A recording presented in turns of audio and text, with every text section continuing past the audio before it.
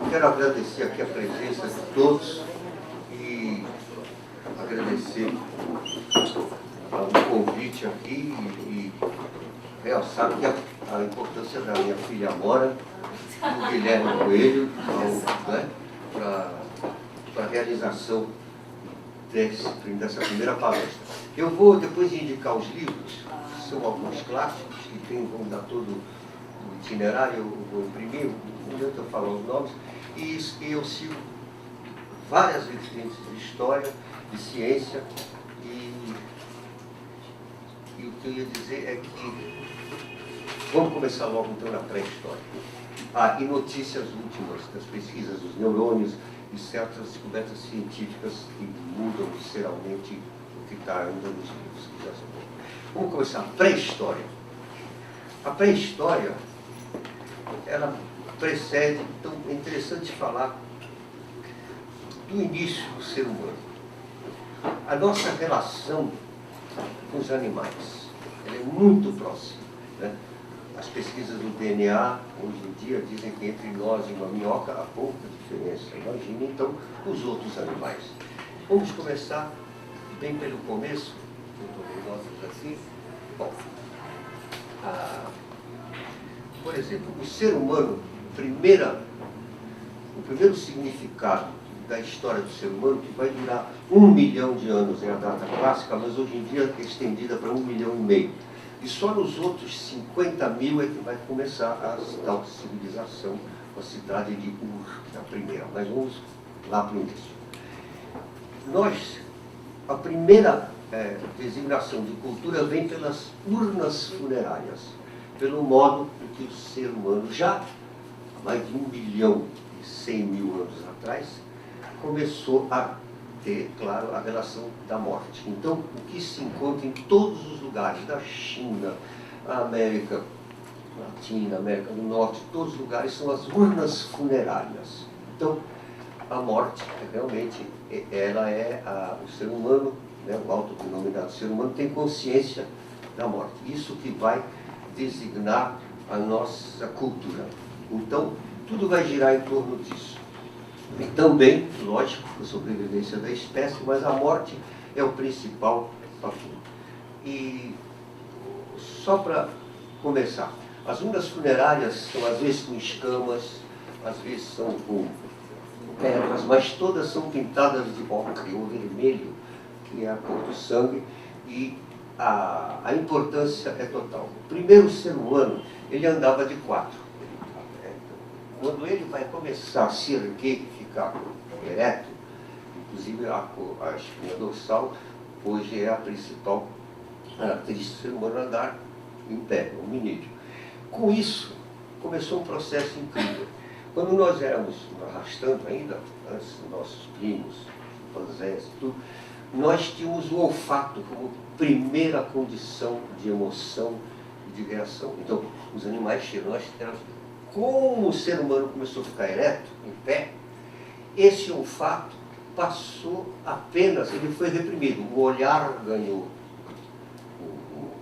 a prioridade, o olhar, e o olfato ficou em segundo lugar. Ele, no entanto, reaparece em primeiro pela atração sexual. Você pode se apaixonar por uma mulher, por um homem, mais linda, mas se não for com cheiro, não adianta.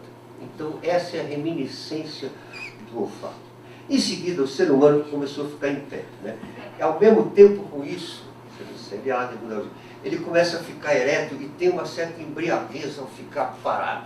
E é a primeira vez que eles criam o sul, o norte, o leste, o oeste, e é o orientácio, a orientação. Mas mesmo aí, tem uma leve tontura que já vai inaugurar toda uma nova circunstância.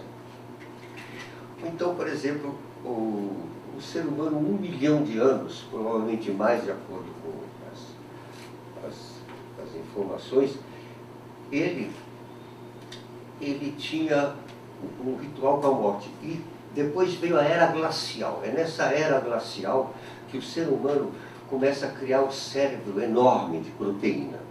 E a relação com os animais, por exemplo, os cães. Né? O primeiro amigo do homem foram os mamutes né? Aqueles elefantes antiquíssimos que usavam, mas principalmente o cão. Então, por exemplo, uma das últimas notícias sobre os cães são o seguinte: o cão é um lobo domesticado. Mas ele logo se adaptou, logo no início, a importância do cão é impressionante. E mesmo os latidos, por exemplo, o cão uiva, e o lobo também. Mas o lobo não late. E os latidos do cão são para imitar a fala humana, para falar com a gente. Olha que fantástico. Mais ainda, quando houve a era glacial, são notícias mais recentes, através de pesquisas do DNA, que durante a era glacial nós quase desaparecemos da Terra. Não acabar. Se não fossem os cães que nos acompanhavam. Eles conseguiam fuçar comida no gelo, e em última hipótese, que ocorria muito, eles comiam a própria ninhada. Nós comíamos a ninhada deles, eles também comiam para continuar adiante. Por um triz, nós não desaparecemos, e segundo essas informações, foram os cães que nos salvaram. Mais ainda, os índios americanos, eles têm uma lenda que o grande espírito Manitou, ele criou todo mundo, né, os seres humanos, os animais, todos juntos. Mas no último momento ele decidiu separar os seres humanos dos animais. Então foi abrindo uma fenda e no último instante o cão pulou e ficou do lado do ser humano. Isso retrata a importância até hoje dos cães. E certas coisas da pré-história permanecem vivas em nós, né? Os estudos de agressividade, por exemplo, o fator de... Então, por exemplo, o gato vem muito depois. Ele vem muito depois desses 1 milhão de anos e 50 mil anos, com a primeira cidade de Ur, por causa da domesticação dos cereais. Mas eu só dei um trailer que nós vamos chegar lá para tomar conta dos ratos e tudo. Então aí o gato mantém. Mas o cão não, ele assimilou em última instância. Tem até notícias últimas de que nós temos um cromossoma Y, que é igual a dos felinos. Não se sabe se nós trazemos os felinos, o que aconteceu. Mas coisas muito dessa época, de 1 milhão de anos, não de 1 milhão de anos ou mais que o ser humano nasceu na África, mas temos também um ser que nasceu aqui no Brasil, na Serra da Capivara, lá no Piauí, que é um hominídeo brasileiro. Nasceu, não se sabe se ele se miscigenou, ele desapareceu, mas também tem aqui. Uma coisa importantíssima, por exemplo, a primeira vez que o ser humano pensa sobre si mesmo é nas inscrições das cavernas, porque ele se vê, e aí o cérebro muda de pensamento, ele vê um animal retratado, ele pensa e começa com outro tipo de pensamento. Mas o mais importante é o fator da morte. Vou voltar para as urnas funerárias. Então, o início de todo o pensamento e das religiões se dá por um fenômeno chamado a âncora do absurdo. Então, as hordas viviam nas florestas e algumas chegavam a ter poligamia, outros, era tudo espanto, era um terror o tempo todo. E ao mesmo tempo que o ser humano caçava os animais, eu li um trechinho só no Messianiado sobre isso, e o espanto de matar vinha também com uma identificação grande nos animais. Então, na época da grande era glacial, em que nosso cérebro cresceu por causa da proteína só que nós comemos, né? A carne não tinha quase vegetação, e o episódio é o seguinte, tá? Estamos na caverna, tá?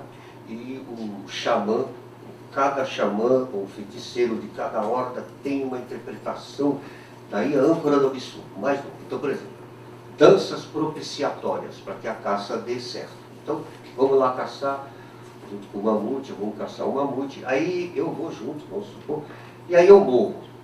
Aí trazem o meu corpo de volta para a caverna e também o mamute caçado. Tá? E aí, qual é a explicação da minha morte?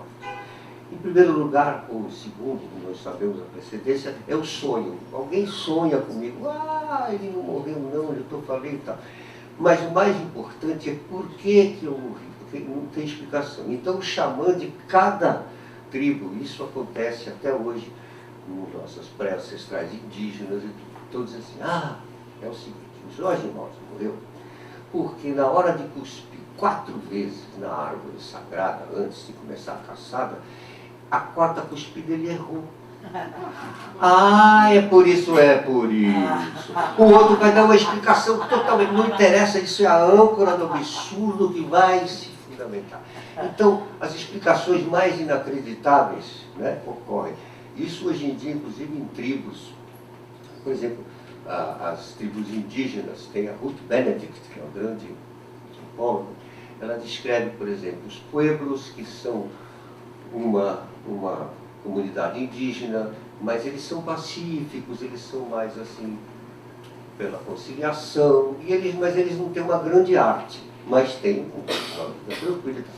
E os outros, os Kwakiutl, que são agressivos ao máximo, e eles partem do seguinte princípio: qualquer doença e qualquer morte é ocasionada pela pessoa mais íntima e querida sua. Olha que loucura é essa. E eles criaram uma arte incrível, inacreditável, por causa desses conflitos. Como é que é isso? Uma tribo pacífica, os pueblos, eles têm um dom de conciliação. Você chama como, Jorge? Kwakiutl. Mas eu vou dar depois os livros, por favor, da Ruth Padrões de Cultura. Inclusive, esse livro foi escrito, instigado pelas Forças Armadas Americanas, porque eles iam, depois da bomba atômica, ocupar o Japão. Então, para compreenderem uma outra cultura como a japonesa. Enfim, mas eu não vou entrar em detalhes, senão... Agora, depois a gente fala.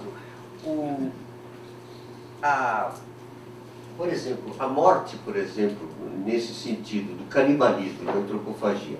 Em alguns lugares, por exemplo, na história dos astecas, que derrubaram os toltecas, isso tudo também faz parte da pré-história.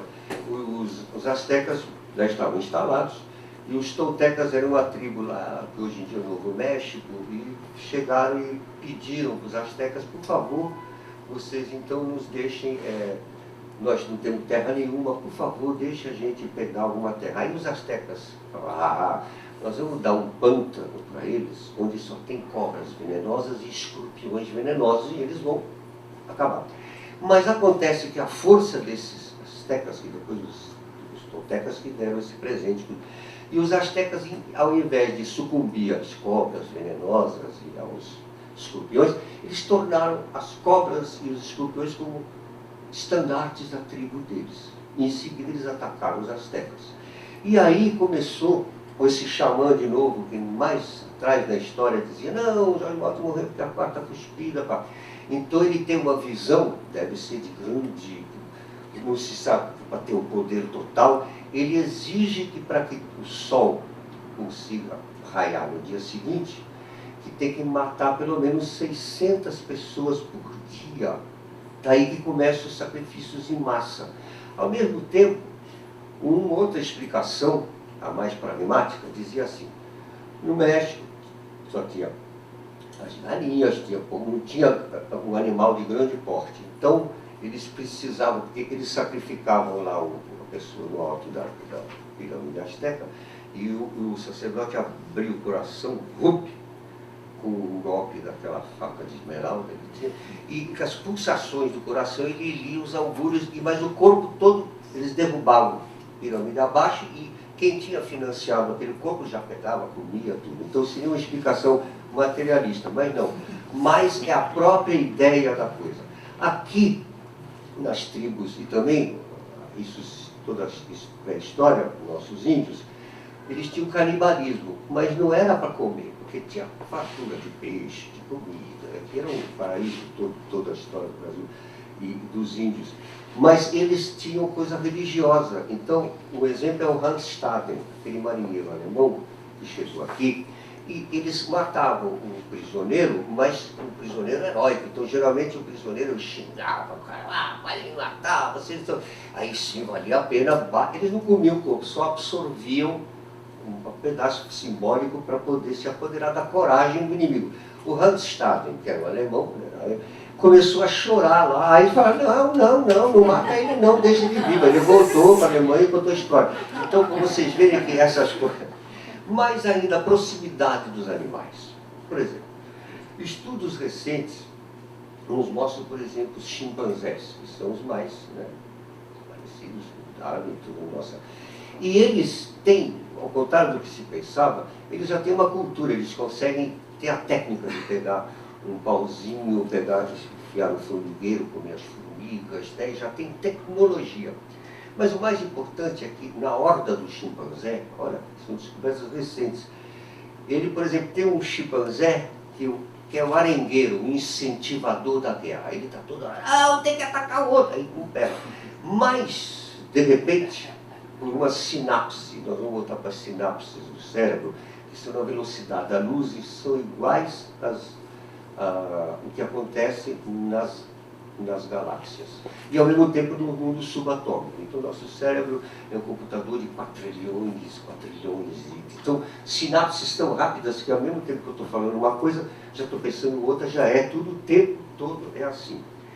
E voltando a essas sinapses, esse arengueiro às vezes consegue aí uma horda de chimpanzés destroça a outra numa guerra. Isso depende de instantes de novo de emoção. Eu vou voltar, a importância da emoção é total. Isso, o romantismo não só foi aprovado, mas nem o surrealismo chega aos pés do que acontece com nossos neurônios. Eles são totalmente emoção.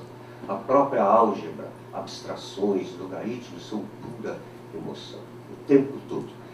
E mais ainda, o chefe da horda de chimpanzés, então, por exemplo, estão todos reunidos felizes, comeram bastante, não tem inimigos, o arengueiro, o incentivador não funciona, não vai ter guerra nenhuma.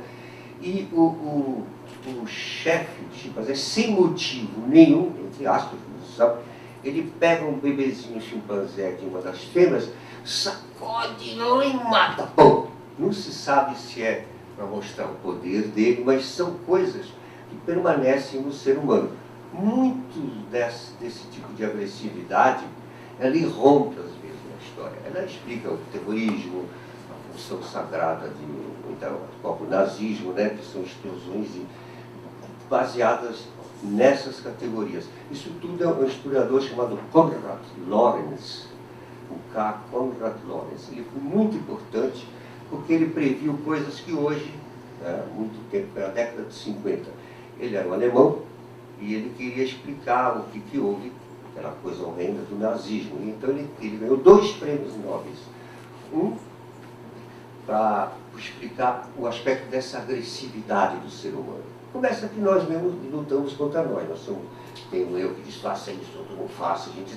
A agressividade é o próprio conflito eterno do ser humano. Ele tem a pré-história ali. E ele, então, ele faz um estudo também interessante sobre os ratos, como é que os ratos se comportam. Então, por exemplo, o rato tem uma enorme ninhada, né, 1.000, 2.000. Quando um rato de outra ninhada cai na área de uma outra horda, os ratos não fazem nada com ele primeiro, deixam ele quietinho, até ele perceber o erro que ele fez. Aí ele treina, ele fica bravo, e os outros não fazem nada. De repente um vem e dá uma mordidinha nele. Aí torturou ele até ele morrer devagarinho. Mais ainda, de repente, eles decidem suicidar-se. Não se sabe por quê. Então eles vêm e se matam. Ocorre também no Evangelho nos Evangelhos tem Jesus de Nazaré, ele vê um bando de loucos que chamavam-se endemoniados. Então, ele diz, qual é o seu nome? Ele fala, nós somos a legião. Então, loucura não tem nome, é legião. E imediatamente ele exorciza e os demônios que estavam dentro desses chamados loucos entram na cabeça de uma manada de porcos. Quando entram, em seguida os porcos correm e se jogam no abismo. Então, o tempo todo essa pulsação de agressividade e de ternura, de defesa da própria espécie, né? Da criança que vai nascer, tudo envolve. Mais ainda, o poder das mulheres. Nossa, isso é uma discussão constante. Poucos historiadores acreditam no matriarcado. Eu acredito com Engels, com Robert Graves, eu vou dizer por quê. Porque é o seguinte, mesmo na época mais densa da pré-história, tinha uma famosa Senhora das Feras. ela era a senhora das feras, vocês podem bem imaginar o que é isso, né? E a coisa principal, por que, inclusive, toda a cultura grega, como nós vamos ver, descende da cultura que as mulheres inventaram, na ilha de Creta, na civilização minoico-cretense. Mas eu vou voltar por quê. As mulheres guardavam o segredo de ervas abortivas. Então o homem, geralmente, em várias culturas, ele é mais forte, ele domina a mulher, certo? Mas ali elas sabiam o segredo sagrado, e não contavam para os homens, claro. E elas sabiam manejar o nascimento da criança. Tomavam a erva abortiva, não tinha. Então o homem ficava apavorado e obedecia às mulheres, apesar de ser mais forte. Olha que fantástico. Isso, segundo Robert Graves, que eu vou indicar, que é a grande questão da mitologia grega relativa a esse matriarcado com as deusas, as sacerdotisas da lua, o tempo todo a civilização minoico-cretense, com tudo que a Grécia vai dizer, foi inventada ali. Por que que elas acabaram? Isso eu vou deixar depois para a Grécia. Mas são pulsões da pré-história que repercutem a todo instante. Vocês podem saber que, muitas vezes, o rock, assim, a depressão para reprimir essa agressividade que é contínua no ser humano, né? Até quem se ama briga também, né? Se você briga com você mesmo, né? Você briga. Aliás, é interessante, porque esse xamã e todos os artistas, eles têm a definição que o Fernando Pessoa deu. A única pessoa que pode ter todas as opiniões ao mesmo tempo é o poeta. Entendeu? Porque ele está sempre diferente. E essa seria a noção primordial. Mais ainda, o ser humano nasceu na África. Daí ele se espalhou para todos os lugares. Mas isso não quer dizer que não tenham brotes em outros lugares. Por exemplo, eu falei do hominídeo, do hominoide na Serra da Capivara, coisa de 4, 5 anos atrás que descobriram. Mais ainda, uma coisa interessantíssima, que antes de chegarmos aqui na urna, é o seguinte, outra coisa. Esse 1 milhão de anos, ele começou com a característica de ter inventado a fala. Imagina, se tinham várias interpretações. Morreu porque não cuspiu 4 vezes direito na água. A fala humana era a mais diversificada possível. Ela só vai tentar se unificar nessa cidade de Ur, que nós vamos chegar no final dessa preleção. E eu quero lembrar aqui uma coisa importantíssima, porque fazem parte dessa pré-história os nossos ancestrais indígenas. E com uma peculiaridade importantíssima que da pré-história o Brasil carrega em sua alma. É pré-história agora, por favor. E aí, os tupis-guaranis que vieram lá da Patagônia, isso não existe em outra cultura, porque é interessantíssimo realçar isso, a diferença. Eles tinham, tudo é mistério, e o mistério inventou, criou os índios tupis-guaranis para eles irem desvendando o mistério. Então tudo que na outra pré-história, o estranho, o diferente, o desconhecido é para ser estraçalhado, no mínimo, né? Aqui não, é para ser amado. Isso é a originalidade absoluta do Brasil. Então, diferente de todas essas religiosidades e crenças, os tupis-guaranis conquistaram todo o continente brasileiro em 3 segundos, porque eles foram amando. É mistério, então é para desvendar, que bom. Isso tudo repercute o tempo todo, da pré-história até agora. Como vocês terem ideia, tanto o João Ramalho e o Caramuru que chegaram, a mesma coisa, é para amar. Então o Brasil tem essa coisa inédita na pré-história já. Isso reflete-se até agora. Na década de 60, em São Paulo, na Umbanda de São Paulo, por causa do número de japoneses, eles imediatamente, a Umbanda criou um orixá samurai, a Tatação Umbanda. Isso é uma raridade histórica da pré-história, na nossa história, que tem muita importância hoje. Voltando agora ao assunto geral da pré-história, a fala e outra coisa, a domesticação do fogo. Vocês sabem que o fogo tem até um filme muito bom, acho que A Conquista do Fogo, um filme francês, né? Ele narra muito bem. Então vocês imaginem, o fogo, ele vai ser responsável pelo início, tanto a fala quanto o fogo, os cereais que são tudo cozinhados e podem ser comidos, mas ele não sabia, até ele aprender a fazer o fogo, aquele pauzinho, demorou. Ele recolhia das tempestades, e para manter o fogo vivo, está demonstrado nesse filme, o próprio xamã, ele tinha orgulho de ter os dedos quase carbonizados, porque ele levava aquele fogo para lá. Não interessa se aquilo era, o fogo era, né, o principal. Mais ainda, nossa história está sempre sob risco tremendo. Nós sofremos 5 extinções gerais na vida. Mas as bactérias voltaram. Então, na origem, antes da pré-história, dos cometas, hoje, são informações de hoje, dos cometas, em bactérias por causa da água gelada, e dentro de meteoritos também. E, ao mesmo tempo, também foram nos vulcões submarinos, onde a pressão é muito grande, descobrimos formas de vida. Então, a vida é tão insistente que ela renasce. E é estranhíssimo, porque, vejam bem, a vida nasce da poeira, das cinzas das estrelas. Então, aí, de repente, volta de novo numa estranha entropia, surge a vida. Desde as bactérias. E é interessante, já que estamos na pré-história, ver um pouco o que motivou a pré-história. As bactérias nos dominam, né? Tem as bactérias boas, inclusive eu tirei apêndice aos 16 anos, e recentemente descobriram que a apêndice é a moradia, é a casa das bactérias boas que ajudam a gente. Então eu fiquei sem que maldade, deixa eu ver como é. E essas bactérias, e toda vez que a vida foi extinguida, ela volta a renascer para essas bactérias. E os seres iniciais vivos são chamados de seres extremófilos, de extremidade. Então eles não morrem, eles continuam, são algas que faz assim plop, aquela geleia clonado na clonagem natural.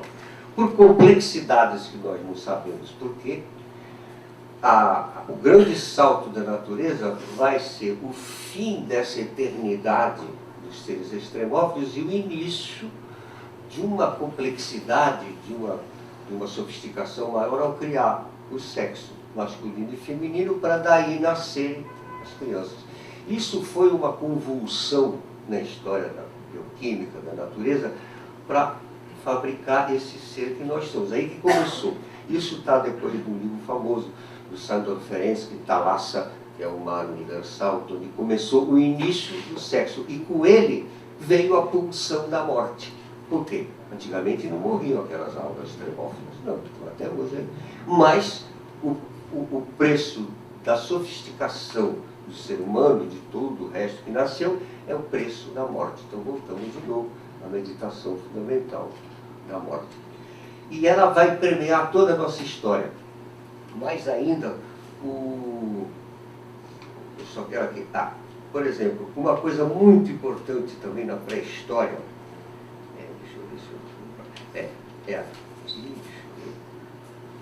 outra coisa, as civilizações também vão se adaptar, claro, aos rios, aos lagos, a lugares que tem comida e tudo. Mas o início era dominado por um espanto terrível que o xamã tentava amenizá-lo, dar um sentido a isso. Bom, mais ainda, esse Konrad Lorenz, vou voltar de novo a ele, porque isso, eu falei da agressividade, ele ganhou outro prêmio Nobel, porque já antes da pesquisa dos neurônios, ele descobriu que os animais não só pensam, como sentem, e como sabem muita coisa. Eles são, por exemplo, os gatos, notícias recentes, eles se orientam pelo eletromagnetismo da Terra. Olha que loucura, eles têm sensibilidades extraordinárias. E esse Konrad Lorenz provou isso, uma coisa interessante como ele escreveu. Ele pegou, eram 2 gansos pequenininhos, que ele pegou lá e criou. Aí os gansos começaram a achar que ele era o pai. E ele ensinou, inclusive, eles a voar. Olha que incrível. E aí, depois que voaram, foram embora. Mas uma vez por ano na migração, eles voltavam para vê-lo e depois voavam de novo. Então a sensibilidade amorosa dos animais nos une a toda a natureza. o tempo todo essa proximidade, ao invés de diminuir o ser humano, não, ao contrário, engrandece que nós somos interligados com todas. Aliás, não só os vegetais pensam também, como as pedras também, porque um cristal, para se definir naquele cristal, ele tem um pensamento em si. Então, tudo isso foi colocado brutalmente já na experiência da pré-história e vai se desenvolver durante toda a nossa história que nós vamos examinar. Tem ecos da Revolução Francesa, né? O tempo todo vai ser esse trabalho em torno dessas pulsões originais. Mais ainda, depois desse 1 milhão de anos, imagina, esse 1 milhão de anos, ou mais de 1 milhão de anos, o ser humano só tinha inventado a pedra lascada, né? E tinha uma lança, e não teve imaginação para inventar mais nada, porque aquilo satisfazia. Foi a era glacial que obrigou o nosso cérebro, como proteína, a explodir de tamanho, que vai começar toda a nossa história de 25 mil anos. E, por exemplo, voltando ao Conrad Lorenz, ele diz que nessa época da pré-história, quando a horda estava perdida, estava numa situação de perigo, caiu um pessimismo em todo mundo, por mais que o xamã falasse, nada animava aquela horda, a não ser o quê? A música. Tocavam e, segundo Conrad Lorenz, a música fabricava o átomo do otimismo. É genial. Ela sem explicação, ela mexe, inclusive a fala humana, que é uma grande discussão entre os linguistas. A notícia mais recente é que a própria linguagem toda, isso é óbvio, mas não é, vem de melodias dentro do cérebro. Então você pensa em um som, uma melodia e uma harmonia. Depois tem um som e tem um contraponto. Depois você tem dissonância, você harmonia. Então são tudo músicas dentro do cérebro que você sente. Atores e atrizes sabem a expressão na hora da frase é untada dessas coisas, né? O tempo todo são reaparições dessa capacidade. Os próprios animais, o som, né? O som é importantíssimo, e tem até a fala interior. Mas isso tudo tem muita importância, porque depois de 25 mil anos, depois de 1 milhão de anos, nesses 25 mil anos, depois dos outros 25 mil, quando eu vou começar, nós vamos chegar em Ur, se inventaram, só depois desse 1 milhão, mas na verdade é quase mais de 1 milhão, vamos dizer 2 milhões, segundo notícias mais recentes, conforme vamos estudando, tem cientistas estudando em conjunto todos os fenômenos, então os saltos são muito grandes com a velocidade da luz, das informações. E depois desse, inventaram-se agulhas, arpões, anzóis, a magia da arte e a organização social. E aí vem, nós estamos aqui na aurora da chamada civilização. E a primeira cidade da pré-história, que vem da pré-história, é a cidade de Ur. Ur, onde, e isso eu vou depois indicar o livro do Arnold Toynbee, História da Mãe Terra, é genial, é só sobre isso. E o que aconteceu em Ur? Pela primeira vez, essas hordas, com todas as histórias dos xamãs, morreu porque não cuspiu direito, a quarta cuspiu, não interessa qualquer história, e com falas diferentes, vamos se reunir, porque pela primeira vez você vai ter um surplus, uma garantia de não precisar lutar dia e noite pela comida, pelo animal. Imagina o que não era pânico de terror que dominava. Então é a primeira vez que o ser humano se criou a domesticação dos cereais. Então isso iria lhe dar uma garantia de ter 3 meses, 1 ano, 2 anos. Com isso, todas as hordas que vieram lá das florestas que se reuniram pela primeira vez, e os grandes heróis da civilização, no fim da pré-história, são os engenheiros dos reservatórios de água e de canais de irrigação. Mais uma notícia aqui: a Amazônia, segundo últimas descobertas, ela é um jardim plantado com canais de irrigação e navegação dos ancestrais indígenas. Isso foi descoberto há 4 anos atrás, quando antropólogos boquiabertos viram os índios sucuricus, os sucururus, mostrarem leitos secos de canais que se estendiam. Isso tudo, né? É um jardim plantado. E isso, então, a Eu queria só ler esse trechinho, que é interessante, que mesmo na domesticação dos cereais, você tem aqui uma presença da morte muito aguçada. Claro, a presença dos cereais é sagrada, a árvore da vida, isso tudo, era tudo sagrado, né? Qualquer gesto. Então eu só vou ler esse trechinho que é interessante para vocês verem só. A maioria dos mitos de origem foi recolhida entre populações primitivas que praticam quer a vegetocultura, quer a cerealicultura, quer dizer, os cereais e os vegetais já domesticados. Tais mitos são mais raros e, por vezes, radicalmente reinterpretados nas culturas evoluídas. Então, um tema bastante difundido explica que os tubérculos e as árvores que produzem frutos comestíveis, coqueiros, bananeira, etc., teriam nascido de uma divindade imolada, quer dizer, sacrificada, já mesmo nos vegetais. Já. O exemplo mais famoso chega-nos de Ceram, uma das ilhas da Nova Guiné. Do corpo retalhado e enterrado de uma jovem semidivina, Hainuele, crescem plantas até então desconhecidas, principalmente os tubérculos, que são batatas, raízes, né? Esse assassínio, sempre tem um assassinato, primordial, transformou radicalmente a condição humana, pois introduziu a sexualidade e a morte, e instaurou as instituições religiosas e sociais ainda vigentes. A morte violenta de Hainuele não é apenas uma morte criadora, ela permite à deusa estar continuamente presente na vida dos seres humanos, e mesmo em sua morte. Essa é sempre a nossa. Nutrindo-se das plantas provindas do seu próprio corpo, os homens alimentam-se, na realidade, da própria substância da divindade. Não vamos insistir na importância desse mito de origem para a vida religiosa e a cultura dos paleocultivadores. São os que antecedem essa domesticação dos cereais organizada agora.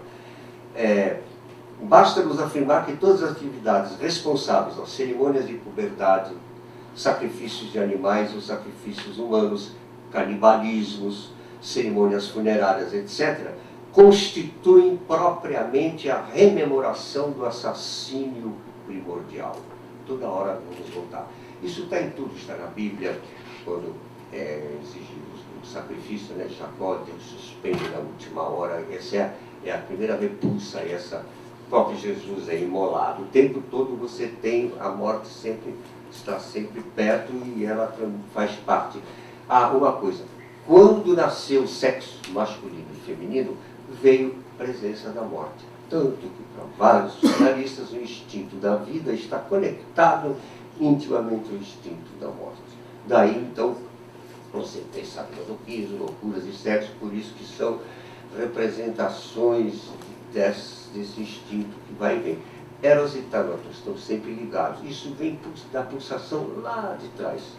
Só para terminar aqui, é significativo que o cultivador associe a um assassinato, olha só, o trabalho pacífico por excelência, que lhe assegura a existência, ao passo que nas sociedades dos caçadores, era anterior da domesticação, a responsabilidade pela carnificina é atribuída a um outro, a um estrangeiro.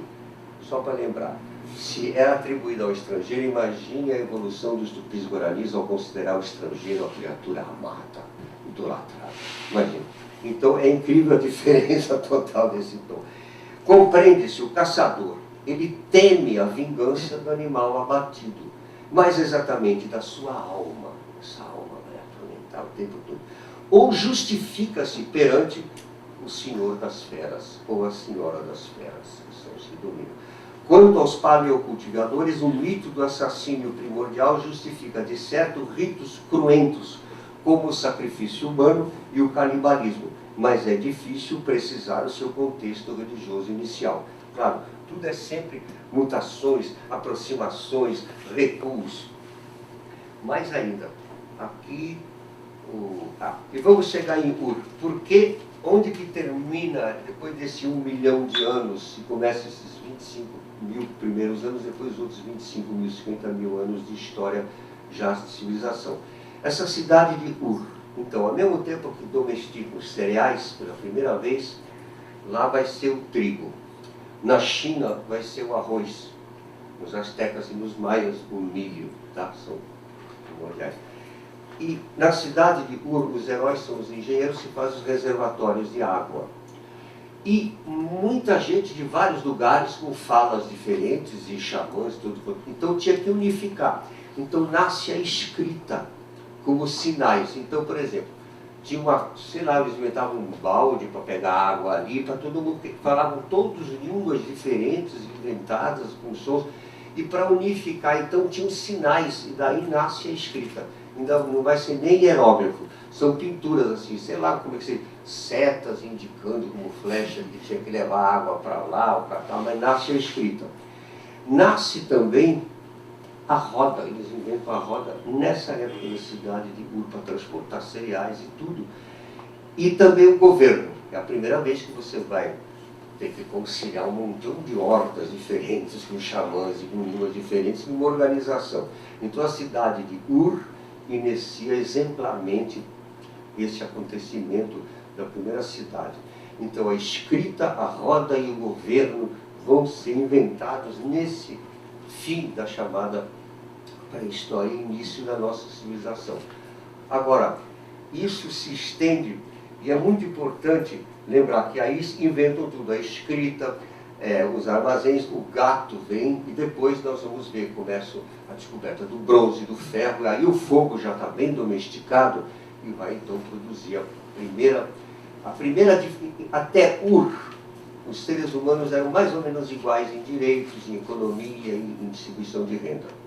O que vai diferenciar para sempre o início de pessoas muito ricas e a maioria muito pobre? É a metalurgia. Quem sabia transformar os metais em ferro fundido, depois em aço, é quem vai dar a diferença inicial das classes por causa da metalurgia. Novamente, Toynbee na História da Mãe Terra e outros livros que eu vou indicar sobre isso. Então, essa longa história nossa repercute o tempo todo na própria história das civilizações. Eu podia falar muito mais, mas eu não queria extrapolar. Os mitos surgem também ali, e o gato que mantém a independência. O mais importante aqui, ainda queria dizer o aspecto dessa coisa do xamã, da âncora do absurdo. Ela vai se repetir em vários lugares. Ela vai, inclusive, se vocês querem reflexos, por exemplo, a religião do cristianismo. Você tem vários cristianismos, né? Você tem o primeiro cristianismo, 300 anos, o próprio de Jesus, ninguém sabe. Depois você tem a igreja ortodoxa, tem a igreja católica, e entre eles as diferenças são enormes, né? Só a igreja católica, meu Deus do céu, o que tem de gnóstico e tudo. E o tempo todo, desde a pré-história, nós temos sábios, como por exemplo Jacob Boehmer, o Meister Eckhart da plena Idade Média, que já sabiam o que a física quântica vai nos informar hoje. Então, Guimarães Rosa, muito especialista, cita Jacob Boehmer, mas Jacob Boehmer diz assim, o que está dentro do círculo também está fora do círculo. Essa simultaneidade, que não é apenas einsteiniana, não é nossa, ela já está há muito tempo na cabeça dos xamãs, das pessoas, na arte plumária dos indígenas, que movem o instante do vento.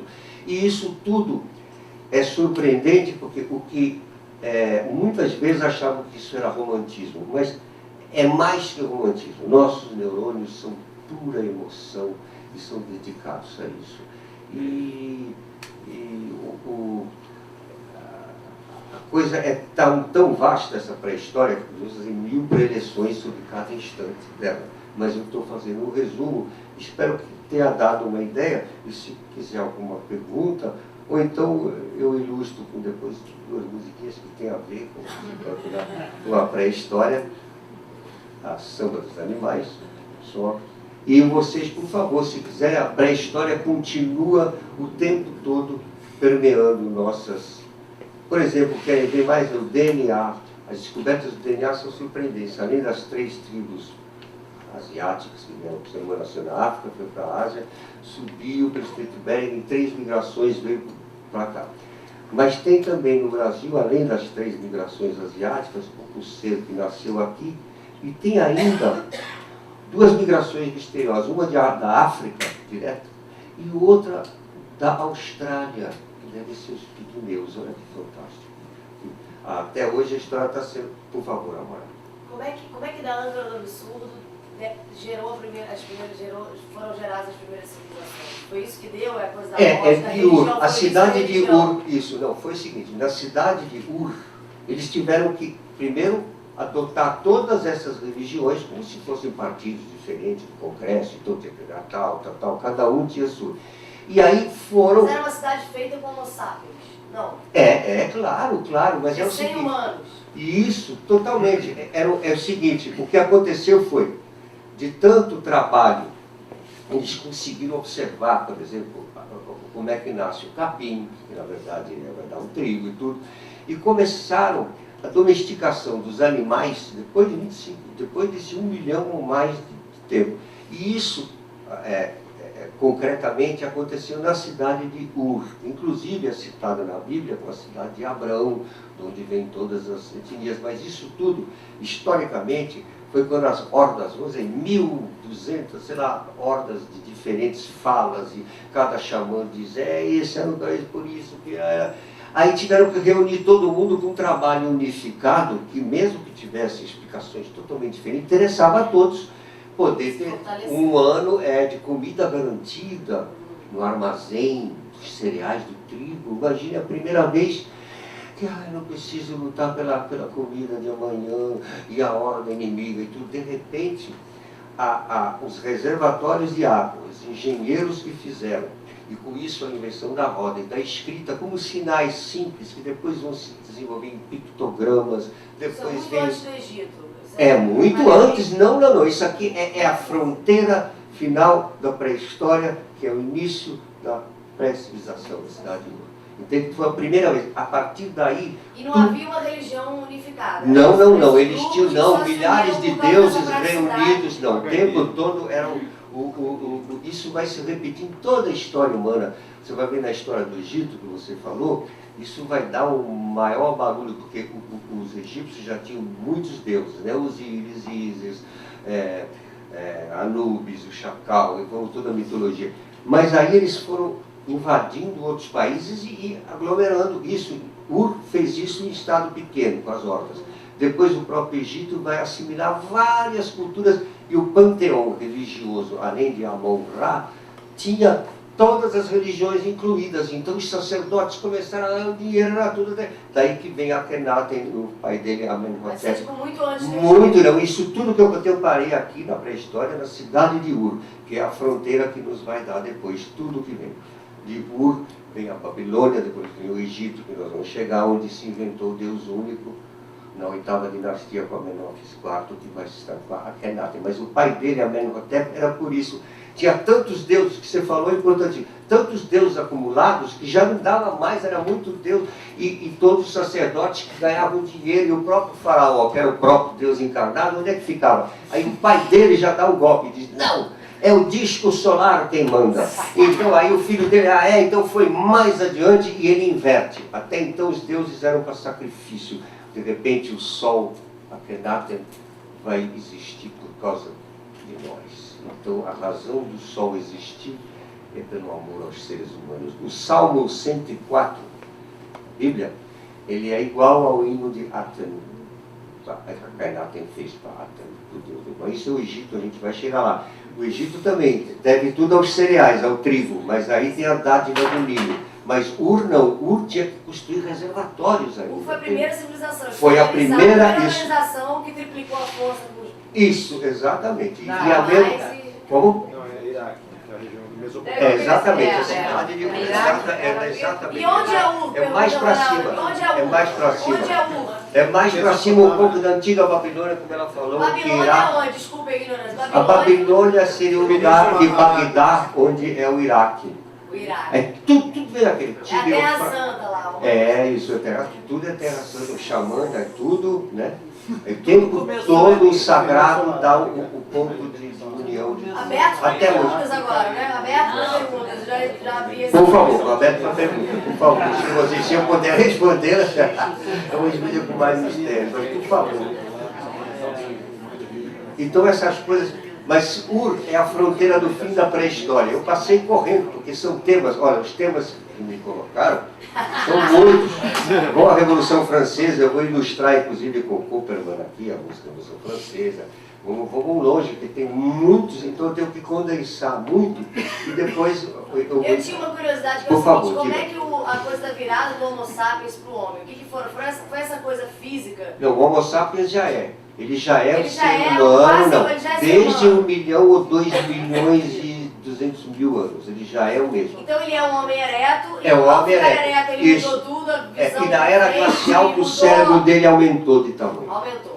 Aí Na por era isso ele glacial. conseguiu criar os manufaturados, Isso. domesticar os bichos que triplicaram a força dele. E isso, E ele domesticação criou dos animais. uma civilização organizada. Veja bem, quando domestica os cereais, tem os trilhos, isso é capim, né? Na verdade, tudo é do capim. Né? Então, aí eles fazem os reservatórios e, por sua vez, domesticam os cereais. Então, tem boi, tem vaca, que dá leite. Isso é a primeira vez que eles... Então, uma horda sabia disso, a outra não. Então, na cidade U se reúnem todos os conhecimentos de todas essas hordas, de todos os xamãs, cuja âncora do absurdo é a mais absurda de cada um. Não interessa. Aquilo que vai reunir E uma essa pulsação... disputa de xamãs não tinha nenhum problema, era inicialmente... Não, eles entravam de acordo porque eles estavam sendo considerados, eles começavam a morar numa cidade com comida que tinha garantida 1 ano, 2 anos de comida. Que gostava de uma coisa, é isso? Tudo, mantinha, Eles se isso reuniram tudo vai para criar resultar essa em força religiões de que civilização. vão começar a existir, outras que sucumbem, outras vão ser absorvidas, sincretizadas, exatamente. Isso é antes da Suméria e da Acádia ou é da Suméria e da Acádia? Não, isso é antes. A cidade de Ur é antes. Ela vai designar tudo, os sumérios, acádios, tudo. Que são o quê? Acho que dá pra... Os Sumérios e Acádios são a continuação disso. São a continuação. Todos nós somos aqui a continuação de Ur. Na China somos continuação quando eles domesticaram o arroz. Mesmo processo do trigo. Foi simultâneo? Quase simultâneo, sim. Na medida do tempo E os maias e os astecas com o milho também. Só que os maias tiveram pouca duração, mas também fizeram todo esse percurso. E a Suméria e a Acádia tinha informação de que era a primeira civilização porque inventou Tinham, já tudo depois desse... Olha, depois desse sucesso, Amora, imagina. Tem comida para o ano guardado nos reservatórios. Tem água, tem todo mundo ali, tem tempo para dançar, tempo para namorar sem problema de ninguém. É uma alegria inteira. Só comparável ao Renascença, que depois vai ter um grito incrível. A Renascença tinha esse entusiasmo. Ó literatura, ó século, que alegria viver. Então isso instalou, começou a ter mais riso, mais simpatia, mais claro. Imagina a comida, ser uma pessoa de comida. Aí começa uma série de garantias, de direitos, de possibilidades de ficar mais tempo com a criança, que é tudo por isso. Lembra só, as mulheres dominaram nessas várias épocas que nós vamos ver, por causa do segredo das ervas. Então o ser humano mais forte, o homem, não batia nelas, mas elas dominavam porque sabiam que não ia nascer mais ninguém. Então eles ficavam apavorados, isso tudo são processos o tempo todo que vão depois se moldar em ordens religiosas. Hoje não vai ter Suméria e Acádia? É outra aula? Não, é outra área, eu acho que 1h15. E Atlântida, pergunta nossa. A Atlântida é um mito, né? Não se sabe, Platão. E essa está mergulhada nos mistérios da névoa do tempo. Mas eu posso dizer que a Atlântida dizem Mas que... existiu? Não se sabe, provavelmente não existiu, mas tem pessoas que acham que como Mas não é se tipo encontrou. pessoas que acreditam em ET? Ou é... Não chega a esse ponto. É um pouquinho meio...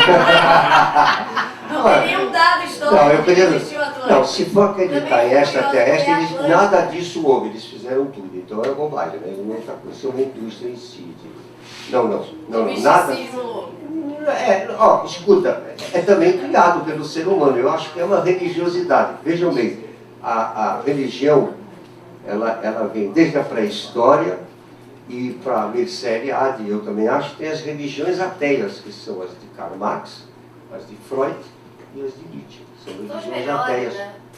Então, mas são religiões também, então tudo são no sentido da a religião, quer dizer religo, né, em latim. Então, religa faz aquelas teias de compreensão, como na novela, por exemplo. Agora o centro que você faz na radiação daquele suspense todo. Eu queria saber mais do macaquinho. O macaquinho sonhou. Não, os chimpanzés são... religião, que você passou mais rápido sobre isso. Tá, então você quer sobre os chimpanzés? Como é que começou a religião? A primeira religião que foi isso aí, né, pelo que eu estou entendendo. Olha, a primeira religião você pode dizer que nessa manifestação primordial do chimpanzé tinha mas não tinha religião. A religião já é uma transcendência disso tudo. Então, por exemplo, o xamã, quando diz, os animais morreram... Desculpa, o xamã era um macaquinho que... Não, o xamã não era macaquinho, era um ser humano. Ser humano. Era o poeta da tribo, o diretor da novela, o ator, a atriz, o palhaço. Ele encarnava e falava, não, aconteceu por isso, ai que bom. E ele mesmo tinha alucinações, acabava acreditando. Você imagina assim no fogo, o cara que não mantinha o fogo, que não sabia fazer por fricção, era recolhido em relâmpagos, incêndios, então aquele fogo, se chovesse, ele acabava a tribo, não tinha luz, não tinha coisa. Então ele tinha que carregar, até no filme os dedos ele não suportava. Quanto mais carbonizados os dedos, melhor ainda, que era o fogo sagrado. Era muito difícil. Mas você falou do sonho. O sonho é primordial. Eu vou dizer, Heráclito, o grande filósofo, que nós vamos chegar, chamado pré-socrático, o gênio dizia, os homens, também as mulheres, só que os homens, ao dormir, trabalham pelo porvir do universo. Então, no sonho, tudo no sonho, né? Você imagina, o sonho é a infância. Né? Se tudo é motivado pelo bebezinho que vai nascer.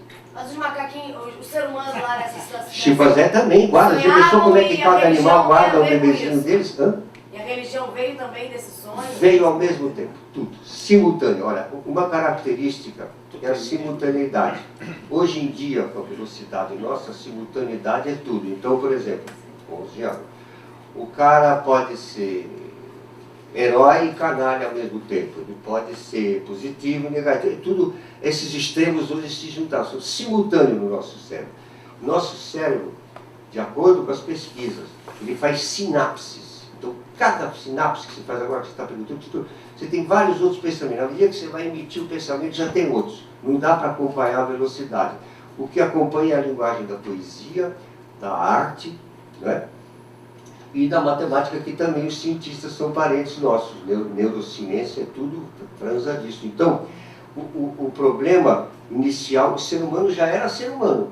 Só que ele tinha um cérebro menor, durante 1 milhão ou mais de 1 milhão de anos, até que vem a era glacial. Ela vai obrigar, pelo excesso de proteína e tudo, que vai crescer o cérebro. Não estou recomendando comer carne, não, mas eu digo quase aí. Mas então, o sangue. E a marca... Olha, outra coisa, a meditação da morte. A meditação da morte é a mais importante de tudo. Né? Por exemplo, qual é a grande conquista de hoje? Desde a pré-história, o ser humano sonhou em viver mais tempo não pegar doença. Então nós estamos no limiar. Muitos de vocês vão pegar essa época de não ter mais doença e começar a prolongar para 300 anos, 400 anos. Até o guru dessa ideia, ele diz assim, que seremos então seres exóticos e sentimentais andando para cá e para lá. Isso é genial. Por favor. Como é que era a filosofia do sexo nessa cidade? Tinha todas as disposições. Poligamia masculina, poligamia feminina. O que você quiser de invenção, ali não tinha não tinha nenhuma moral. Então, todas as ordens eram representadas no máximo de democracia possível, até tudo, até masturbação. Não tem critério para o comportamento. Claro que sempre é o quê? O ser humano, todos os animais, a natureza é assim, ela impregna o ser humano de amor, que é o sexo, que é a graça divina. Então, o tempo todo, por exemplo, e a natureza ao mesmo tempo, é só isso, o tempo todo preocupação do bebezinho, continuação da espécie, depois que as extremófilas acabaram. Aliás, tem uma notícia só para não esquecer a continuação, e descobriram uma alga extremófila que ela dura 4 dias, tem 3 meses essa notícia. Ela morre e depois ressuscita em seguida. E ela não morre nunca, mas então vai ser essa a pista para a descoberta biológica. O filho do De Fiore, o Barão De Fiore, você conhece, o Juliano, disse, o pai é biólogo, historiador e tudo isso. Pai, que sacanagem eu pertencer à última geração dos mortais. Entende? Então nós estamos no limiar. Agora, essa coisa... Eu queria só para finalizar, para eu entender bem esse negócio. Eram então recém-homens, né? Recém-seres humanos, depois do Homo sapiens, e eles se reuniram para conseguir então organizar um início de uma sociedade onde eles cultivaram a coisa para passar pelo inverno, domesticaram os bichos para ganhar mais força, inventaram a arco e a flecha. E foi o grande Mas quando é que eles se unificaram? Dali já é a primeira civilização ou não é considerado? Não, Ur é a primeira civilização porque é o seguinte, até então as hordas separadas, uma queria estraçalhar a outra, com exceção dos tupis-guaranis, né? Então, eram todos...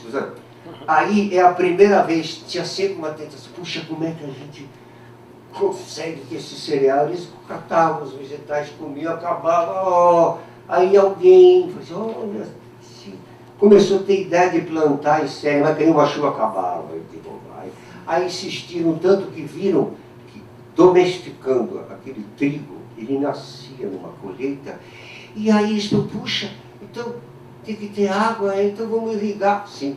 O que você quer dizer com domesticando? Domesticar os cereais é o seguinte, os cereais existiam, eles catavam, comiam, mas organizar o plantio deles, a manutenção, a colheita, o armazenamento, e depois você tem toneladas de trigo pela primeira vez, que todas as hordas, que felicidade, é a primeira vez que vai ter imagina, a vida, hoje em dia, é tudo perigo sempre. Imagina naquela época, cada minutinho, eu não estou vendo O próprio arco e flecha veio daí, não veio? Que eles conseguiram triplicar a força deles. Isso, eles conseguiram controlar os animais. Lembre-se que durante esse 1 milhão, 1,5 milhão de anos, ou 2 milhões, só tinha uma lança de pedra, que a imaginação do ser humano nem tinha essa função.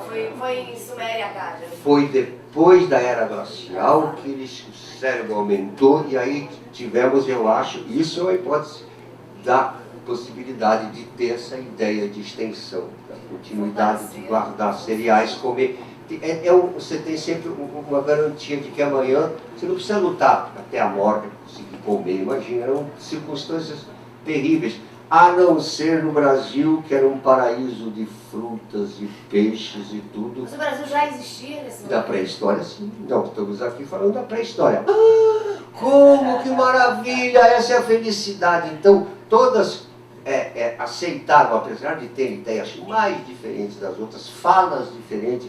Inclusive, elas nem falavam entre si, mas o interesse de manter o reservatório de águas, de canalização, de irrigação e de depósitos de armazenamento do trigo era tão importante que tudo o resto ficava em segundo plano ou junto. Então eles todos trabalharam para esse maior interesse de todos, que é comer para ter comida no dia seguinte. Pensa bem. Isso vai dar na Suméria na carne? Vai, tudo isso vai. Depois de Ur, isso vai ser imitado por todos. Inclusive, ao mesmo tempo, você me perguntou, na China ocorre isso. Em vez de domesticar o trigo, eles vão domesticar o quê? O arroz, toda a Ásia. E aqui com os astecas, maias, que são depois, né, eles conseguem a domesticação do milho. Esses 3 cereais. Tem até um livro, vou recomendar, além do Toynbee, que diz que tudo é só isso. Foram os cereais, a domesticação desses 3 cereais que fizeram o início da civilização. E é verdade, o armazenamento, imagina, pela primeira vez você tem comida... Dá para poder pensar em outra coisa, né? Não dá para pensar em outra coisa. Então essas hordas com interpretações mais diferentes, então tá bom, você fica comigo, eu fico com a sua, tá bom. A gente pode até, esse passou para a minha religião, não tem importância, a gente come à vontade, que bom. Enfim, aí você sabe como é que é. Você pode ter reflexos de hoje também, né? Você imagina, a coisa mais importante é a sobrevivência da espécie. Imagina as circunstâncias tremendas de escassez, de crueldade, de brutalidade. Eles dormiam em caverna, pergunta da Joana aqui. Na época, Da grande era glacial, sim. Eram as cavernas que eram o nosso Mas eles refúgio. já eram homem eretos, mas eram bem macacos, né? Não, eram seres humanos já, sim. Lucy, O cérebro The já é Sky igual of que é o Diamonds, nosso? lembra da África? O Lucy? cérebro era do mesmo tamanho que já é o nosso? Durante 1 milhão ou 2 milhões. Depois da era glacial é que vai aumentar 4 vezes ou 3 vezes. Ficar como é o nosso. É isso, exatamente. Isso de cada um falar uma língua que você está falando, isso já é Torre de Babel, Babilônia? Não, é muito antes. É antes. Em Babel ainda tem isso, mas já em tom civilizatório. A Torre de Babel já é na história, porque, olha, primeiro eram hordas, eram grupinhos de 10 pessoas, 20, 30, cada um tinha uma fala, tinha uma âncora do absurdo diferente. Elas vão se reunir, tudo mini ainda, na cidade de Ur, então todas não vão deixar de ter suas crenças de âncora do absurdo, cada um, mas vão, por causa dessa união da comida, de ter trigo, eles vão também aceitar um pouquinho da ideia do outro, como transformar um pouquinho, aí já começa um espírito de conciliação. Coisa que os tupis-guaranis deram um banho, porque para eles tudo que é diferente, estranho, desconhecido, forasteiro, estrangeiro, era para ser amado. Já cozinhava aí, não? Sim, a domesticação do fogo vem já antes, naquele 1 milhão de anos, só que eles não sabiam ainda fazer o fogo. Ele era recolhido e mantido, como no filme francês, com uma coisa sagrada, porque aquele fogo era importante. O fogo vai garantir a transmutação dos metais, comer coisas, você não pode comer pela mandioca crua que você morre, mas se cozinhar, muita gente morreu para experimentar essas coisas, foi tudo experiência, viu? Um era morrer, o outro era morrer. Aí eu botei a ideia de cozinhar, que maravilha, mas não passava para o outro, nem tinha como. Na cidade de Ur, as comunicações se estabelecem, se entrelaçam, entendeu? Foi pelo fator muito concreto. É como se tivesse o salário garantido pela primeira vez, pode comer tranquilo e ter uma garantia de você não estar à mercê de qualquer ordem. As ordens todas se uniram, mantendo as diferenças, a igualdade das diferenças, mas nesse interesse maior que é comer. Imagina, comida garantida pela primeira vez na vida. Essa aqui você entrou, viu? Você pensa bem. Então, Só faltou o Lula lá. Pois é. Agora, por favor. Não, sim, tipo, você fala assim que quando os que dominavam a metalúrgica... Ah, sim, isso é depois. Que começou a se beneficiar... exatamente. Mas Esse é essa Toynbee. parte do governo, é da governança, eram os xamãs, mas... Não, os governantes, na cidade de Ur, não, viam os engenheiros das águas, dos reservatórios, dos canais de irrigação, e que construíram os depósitos de armazenamento dos cereais, é que governavam. Os xamãs, com muita boa vontade, se submetiam às ordens deles, porque é comida pela primeira vez, como imagina. É uma situação totalmente inédita de quem saiu dali Então, da extrema escassez de brutalidade. Essa coisa da comida, então, unia, mas era uma miscelânea de Era uma miscelânea total. De coisas, mas como é que eles... Mas eles não iam, eles sabiam que em nome do bem maior, de comer e poder continuar aquelas famílias deles e tudo, valia a pena, inclusive manter a religião. E isso, num processo longo, vai dar todo... Por que a religião do paganismo tem vários deuses? É por isso, são aglomerações dessas primeiras interpretações das ordens. Então, bom, sim. Mas então é a abundância por exemplo, os tupis-guaranis aqui. Sim. É a abundância que faz com que eles não tenham necessidade... Não foi abundância, foi abundância mental. Eles tinham um mito, porque eles viam atrás da terra sem males, que é o Brasil. E o mito deles, diferente, é o mistério. E o mistério, olha que incrível, parece quântico já, criou-os para eles desvendarem o mistério. Então, tudo que nas outras hordas, o outro da outra horda era inimigo. Isso na cidade de Ur não, se amenizou. Mas em estágio ainda tribal, nunca teve de hordas assim. E era uma horda os tupis. E já tinham a ideia de que, por exemplo, os grupos de rock, hoje em dia, muitos não acontecem mais lá fora, mas são idolatras. Essa generosidade não existe em nenhum lugar. Por exemplo, por favor, eu não posso falar. Eu não falei na mal, você não deixa. Eles já faziam algum tipo de música? Ah, sim, eu repito, Konrad Lorenz, lembra? Vestiu música. Porque a língua era música. Imitava a fera. O tão bum, bum. E o primeiro chifre, Konrad Lorenz, quando a ordem estava em profundo pessimismo, era o som que fabricava o átomo do pessimismo. O negócio da fofoca que gerou a primeira linguagem. Ah, sim, aí nós vamos para várias. É isso tudo, mas é o seguinte: alguns historiadores, como o cachorro ladra imitando a fala humana, olha para você.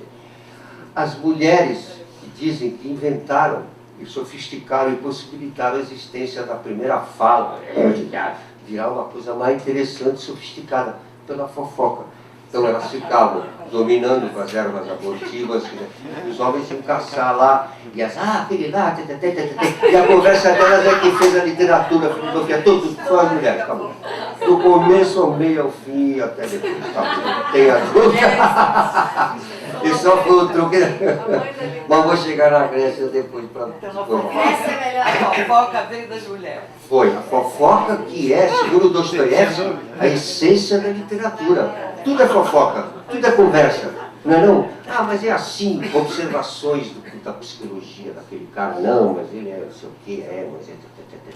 Isso tudo que elas tinham tempo e estavam no comando também. Então os homens eram meio menininho, criancinha, andando para cá, para lá, e elas falavam sobre ele, e isso foi a inspiração. Tanto que a Senhora das Feras, as deusas antigas, rivalizavam com os deuses. Então isso vai se refletir muito mais tarde na Grécia, em que os homens vão roubar a cultura das mulheres, mas não vou chegar lá que não pode. Mas mais tarde, sim, com o budismo, eles eram contra as mulheres. Elas achavam que elas não poderiam chegar, não, foi o nunca seguinte, chegar à iluminação. Não, é o seguinte, não é assim. Deixa eu te contar. O Buda, Siddhartha Gautama, É nessa 3.500 anos de Cristo, antes de Cristo, não é? Mais ou menos, Siddhartha? Não. 3 milhões? Não, senhora. Mas é o seguinte que a Beth Faria me perguntou. Ele organizou a Samkhya. Samkhya quer dizer comunidade. E o Buda, eu recomendo o Sutra do Diamante, que a coisa é e não é. A coisa é e não é. É genial isso dele. Mas é o seguinte.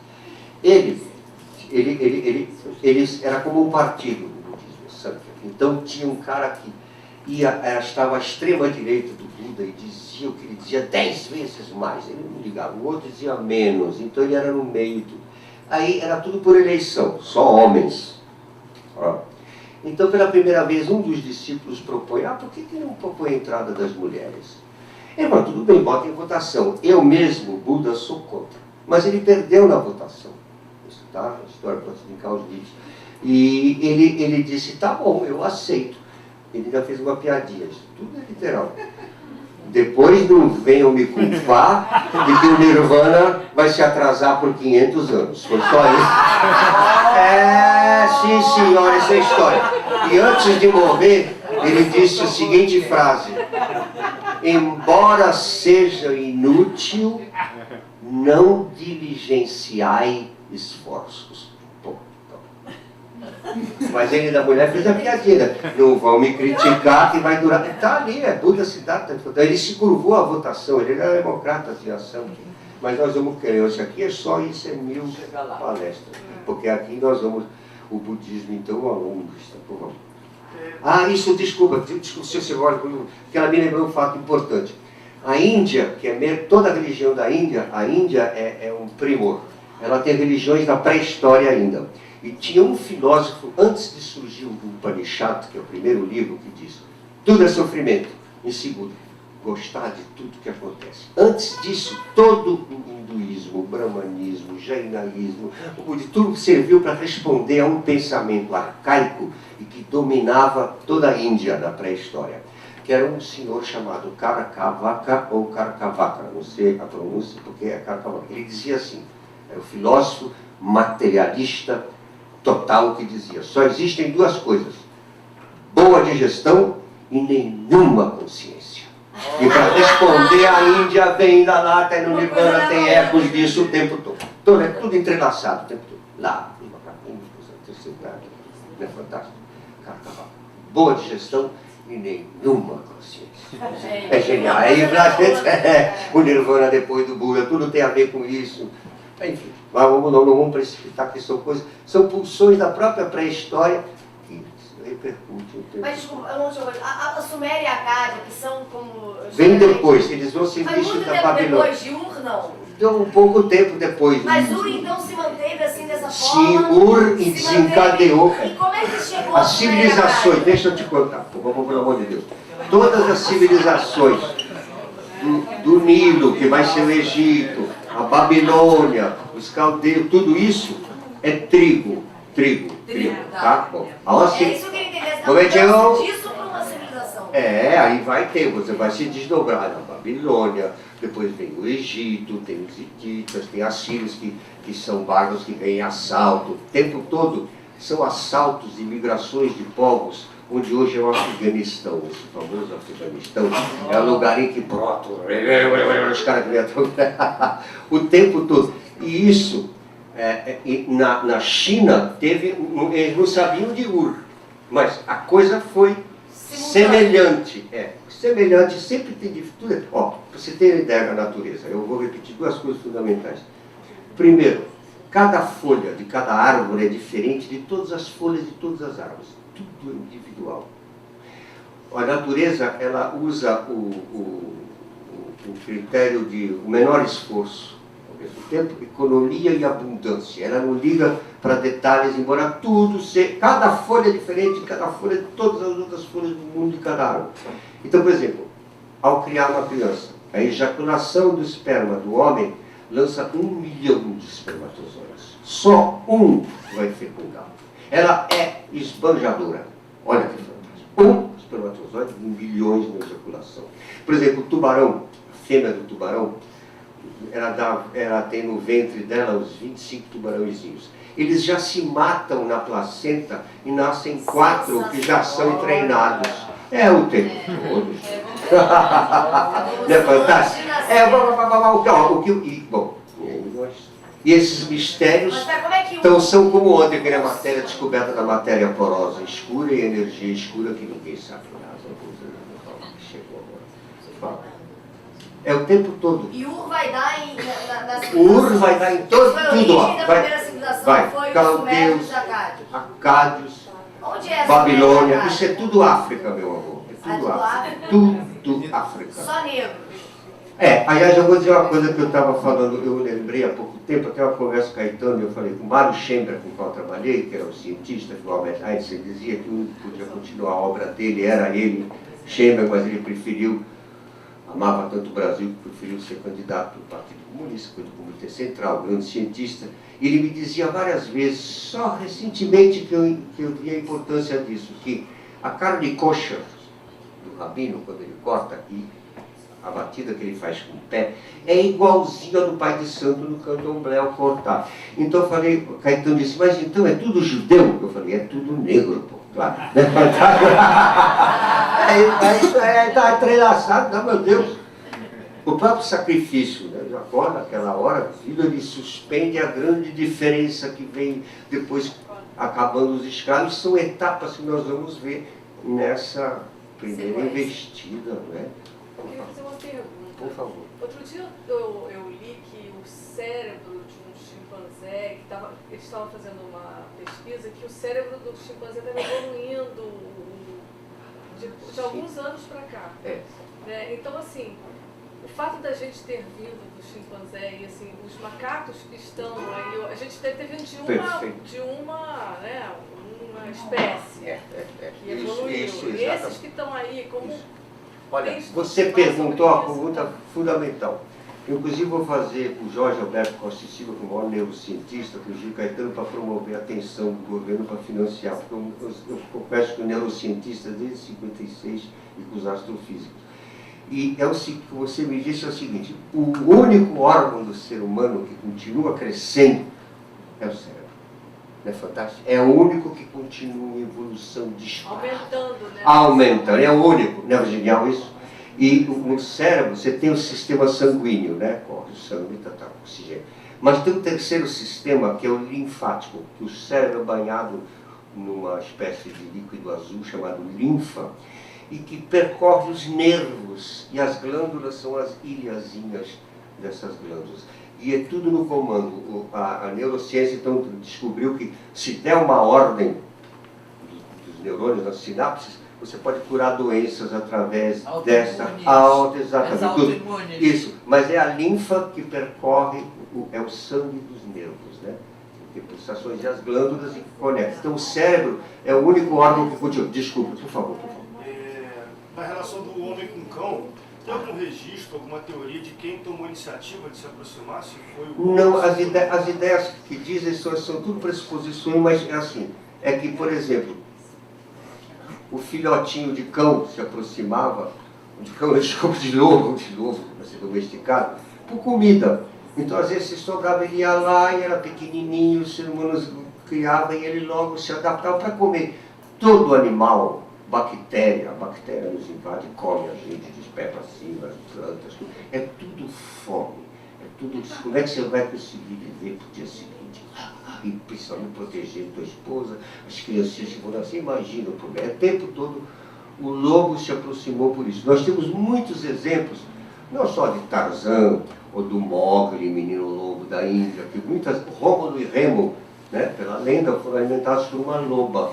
A loba que os alimentou. Eles tem até uma série, sem ser extraterrestre, que eu recomendo, que são afinidades entre animais mais diferentes. Por exemplo, macaquinho com cachorrinho ficam amigos. Gato com ratinho. Gente, esse texto é impressionante. Não tem fronteira a emoção. Tudo é o amor.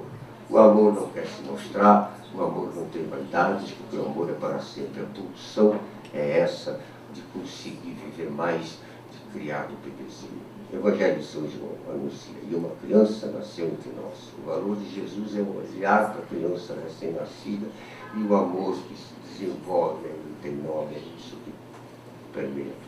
É o tempo todo, a ciência confirma isso cada vez mais. Por isso não tem diferença entre religião, ciência, matéria porosa escura, energia escura, sinapses, explosões galácticas, mundo subatômico, que o elétron passa e não passa 3 vezes pelo mesmo buraco e é assim simultâneo. Isso tudo são mistérios em nós. E aqui conosco é isso. É o cuidado da criança que nasceu entre nós. E a necessidade de alimentar, de continuar e de viver. É o tempo todo e a continuidade. Então, e outra coisa, as pesquisas dos neurônios dizem que para sempre as pessoas que amamos vivem dentro dos nossos neurônios. E mais ainda, a descoberta mais impressionante que eu alardei, que é a música, é neurônios saltitantes. Tanto que eu vou esse Jorge Alberto Costa e Silva, como neurocientista, é o seguinte, por exemplo, da tua história, do seu esposo, Walter, a Júlia, o Marcos, toda a história de você... Não, desculpe. Não, mas isso é detalhe. Você e o Marcos. Aí que não importa, aqui é ditadura científica. Ó. Todo poder da ciência absoluta. Olha, as coisas inéditas da tua vida, Amora, que não estão na... As coisas inéditas da tua vida e a do Marcos Palmeira, passam para a Júlia, passaram imediatamente uma informação. Então ela já tem toda a informação sua e do Marcos Palmeira, as coisas inéditas, tua genética, claro, e do Marcos também, mas principalmente as coisas da tua vida e de cada pai e mãe, passam imediatamente para a criança. Por isso que a criança sabe tanto, ficava boquiaberta como você. Abstrato não, isso Deu para entender isso ainda. É o seguinte. Você entrou naquela aula física quântica. Não, amor, isso não quer que eu explique rapidinho. Legal. Vamos cuidar, atenção. Os neurônios são as partes palpitantes do cérebro, tá? Agora, por exemplo, a tua história. Então eu, por exemplo, a minha história. Ela está falando do lado. Só um registro. É brincando. Só um registro histórico. Tá certo. Olha, é o seguinte, você deu um curso desse há alguns anos atrás para sua filha e para umas amigas. Isso, exatamente. Que fizeram muita bagunça e apreenderam um pouco do curso. É isso, mas já foi suficiente. É isso aí. Preta, não foi? É isso aí, neurônios saltitantes. Já tinha tudo. O Guilherme tem também. Hoje o que nós estamos assistindo aqui é um encantamento mútuo, entendeu? da filha dirigindo o pai É e do isso. pai falando de novo. É da isso filha. mesmo. E eu adoro a direção dela. É isso. Pô, neurônios saltitantes. Pronto, acabou. É isso mesmo.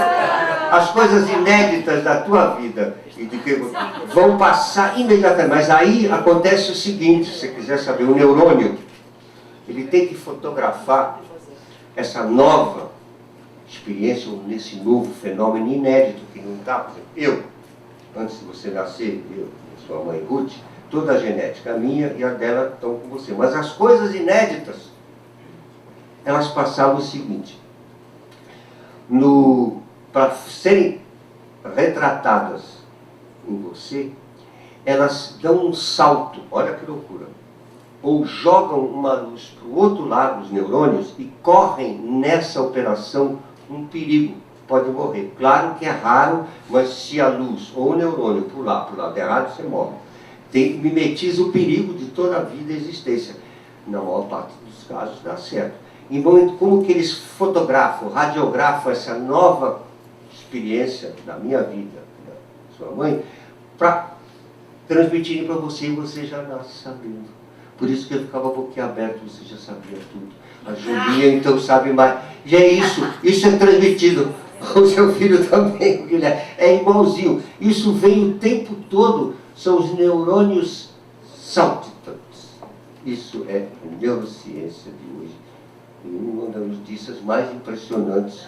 Desculpa, agora a gente só sabe 5% do cérebro é consciente, 95% é inconsciente. Não, mas inconsciente exato, mas eu estou dizendo que faz parte desse, que essa descoberta instantânea. Agora, tudo é quase inconsciente. Se você chegar à matéria porosa escura que está aqui por volta da gente, ele não sabe nada. A matéria, você mesmo contou, em Harvard, você foi, o professor jogava todos os livros no chão de astrofísica. A matéria porosa escura, ela envolve tudo, ela é 99% do universo, ela está aqui ao nosso redor, tudo. É a matéria porosa escura. E tem aí, essa matéria porosa, ela consegue, por exemplo, a loucura, entre aspas, de fazer duas galáxias girarem quase em torno da outra. Mas tem a energia escura, isso não tem nada a ver com buraco negro. O buraco negro é uma outra coisa anterior. A energia escura separa, ela que faz o universo se expandir com maior velocidade cada vez maior, até ser congelado e totalmente esmagado pela essa energia escura. Só não se sabe nada disso aí, só isso. Isso é a aula 21, né? Não, isso vai continuar, mas aqui está tudo sendo pelas perguntas. Como você vê o tempo todo, isso envolve matéria porosa, né? E fora o buraco negro que nós não temos, mas matéria porosa escura, energia escura, uma gruda as galáxias, outra separa a energia escura. Nós não temos ideia nem se é gravitação, eletromagnética, nada, nós estamos no limiar sempre. Cada mistério descoberto desenvolve 3 novos, e 3 novos, 19 milhões, e vai, não para. Essa é a alegria da vida. Se não tivesse mistérios, dificuldades, né? Nós estamos a gente, o que é isso? É uma loucura o universo, né? E a gente ouve o som do Big Bang. Shakespeare, life is nothing but sound and fury, né? A vida não é nada mais do que som e fúria. Então isso tudo já está contido na linguagem dos poetas, a simultaneidade, volta Jacob Pedro, tudo está dentro do círculo, também está fora. Agora, isso é essa simultaneidade. Hoje em dia, pela técnica que nós vamos chegar, foi possível chegar a nós por causa do califado de Bagdá. Mas aí eu não vou falar mais nada com isso. Foi o califado de Bagdá. A música da pré-história. Porque eles... Eu só dou um trailer. Porque, por exemplo, no mundo grego, no mundo que dominava toda a humanidade, desde o mundo que Israel construiu, o mundo greco-romano, eles só sabiam somar, dividir, multiplicar, somar, subtrair, dividir, multiplicar. O nada nunca foi considerado por ninguém, a não ser pela Índia e pelos maias. Eles inventaram o número 0.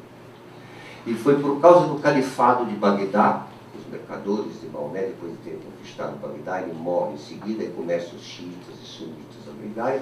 Mas as caravanas iam até a Índia e lá viram o número 0, que estava apenas, mas ele estava refém de uma ideia religiosa, ele ia ficar para sempre. Eles transportaram e no califado de Bagdá começou tudo. A álgebra, números negativos, o zero, tudo. Isso possibilitou toda essa técnica que eu estou falando, não existia nada sem o califado de Bagdá, e se ele, os maias morreram junto com o número zero, religiosamente considerado, porque nem Grécia, nem Roma, nem nenhuma outra cultura anterior tinha considerado nada como uma coisa importante. Só naquela Índia e nos maias que consideraram. Mas não teria acontecido nada, que ia ficar nas liturgias religiosas de cada religiosidade. Por exemplo, a Índia tem 1 milhão de deuses, 1 milhão de religiões para responder ao Karkamaka. Boa gestão e nenhuma consciência. Aí o número zero fazia parte do Nirvana, levava o zero a sério. E isso foi obra do califado de Bagdá, criado com a junção de toda a cultura da antiga Babilônia pagã com a chegada de Mahomet, né? Que mais uma vez considera Moisés o grande profeta, Jesus o grande profeta e ele o terceiro. É tudo uma linha só que começou lá atrás com Akhenaten Nefertiti. Então isso nós vamos ver depois, não posso precipitar senão vai. Mas isso tudo está entrelaçado com pulsações da pré-história. Quer dizer, esse zero, esse nada levado a sério, já conseguiram os maias inventar o zero e os hindus. Mas se não fosse as caravanas do califado de Bagdá, morreria ali. E isso deu toda a tecnologia, com números negativos. Só uma coisa, os positivistas que fizeram a República do Brasil, o Benjamin Constant, que era um científico, ele tinha raiva dos números negativos, que ele era positivista, ele não gostava. É só uma coisa. São os menos positivos, mas o negativo não pode. Ele invocava, mas o califado é genial. Álgebra, trigonometria, tudo. Fora as coisas, eu não vou precipitar, porque eu acho que. Nossa, são 15 para as 10. Demais, mas eu, por favor, Queremos eu a acho. música. Então olha, eu vou ilustrar com uma música. Pode? Pode. Não, eu não sei. Eu só não sei também porque talvez na próxima, já culpa maiúsculas, vamos ter a Revolução Francesa, o canto hino da Revolução, por exemplo, que é muito explica. Eu ia cantar, só vou cantar o samba dos animais, rapidinho para dar ideia. O homem antigamente, o homem antigamente falava com a cobra, o jabuti e o leão. Olha o macaco na selva, não é macaco, é meu irmão. Porém, durou pouquíssimo tempo essa incrível curtição, pois o homem veio do planeta, logo fez sua careta e começou a sua civilização. Agora já é tarde, ninguém nunca volta jamais, e o jeito é comer deste banquete, é voar neste foguete para obter a paz que a gente tinha quando falava com os animais.